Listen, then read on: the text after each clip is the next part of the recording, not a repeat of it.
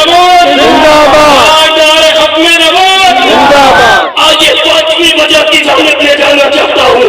हुजूर की नबुव्वत और रिसालत और अफसलियत ही नहीं बल्कि इन तीनों के साथ आपकी खत्म नबुव्वत पर ईमान लाना जरूरी है। क्यों? इस वजह से कि अगर खत्म नबुव्वत में ईमान न हो, इस्लाम की कामयाबियत को चैलेंज हो जाता है, इस्लाम में तरमीम की गुंजाइश पैदा हो जाती है।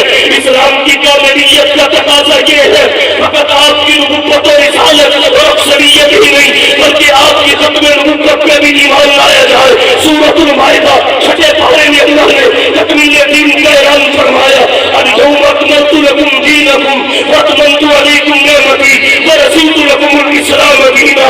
इस्लाम कामिल दीन है, मुकम्मल दीन है, इसमें तरमीम की गुंजाइश नहीं है। अगर मुस्तफा के बाद किसी भी किस्म की नबुव्वत के तसव्वुर को कबूल कर लिया जाए तो तरमीम की गुंजाइश पैदा हो जाती है। और इसे कैसे तस्लीम किया जाए? इस्लाम ने जिसे हलाल किया हमेशा के लिए हलाल किया, जिसे हराम किया हमेशा के लिए हराम किया। जो 1400 साल पहले हलाल वो 1400 साल के बाद भी हलाल, जो 1400 साल पहले हराम वो 1400 साल के बाद भी हराम। मोहर लग गई, अब कोई आए तो किस लिए आए? इसलिए हुजूर की नबुव्वत नहीं खत्म नबुव्वत पे ईमान लाना जरूरी है ताकि इस्लाम की कामयाबियत का ऐलान होता है।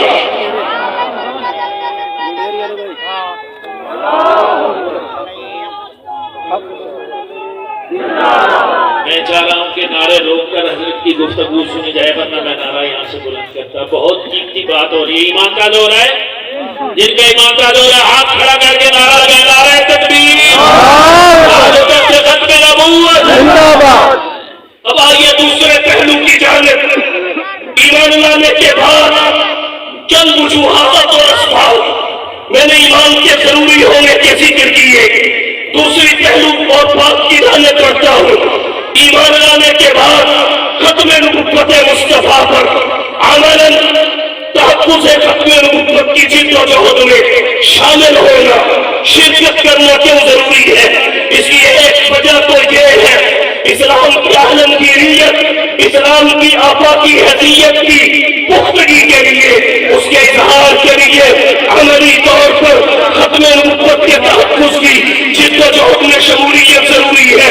मिर्ज़ा गुलाम अहमद कादियानी या इससे ऊपर के मुनकरीन खत्म नबुव्वत को देखिए, मुद्दाहियान नबुव्वत को देखिए, मुसैलमा के साथ से लेकर मिर्ज़ा गुलाम अहमद कादियानी तक जिस वक्त ने भी दावा नबुव्वत किया, मकसद एक था इस्लाम की आलमगीरियत को नुकसान पहुंचाया जाए, इस्लाम की मकबूलियत को नुकसान पहुंचाया जाए, इसकी अफाकी हैसियत को चैलेंज किया जाए।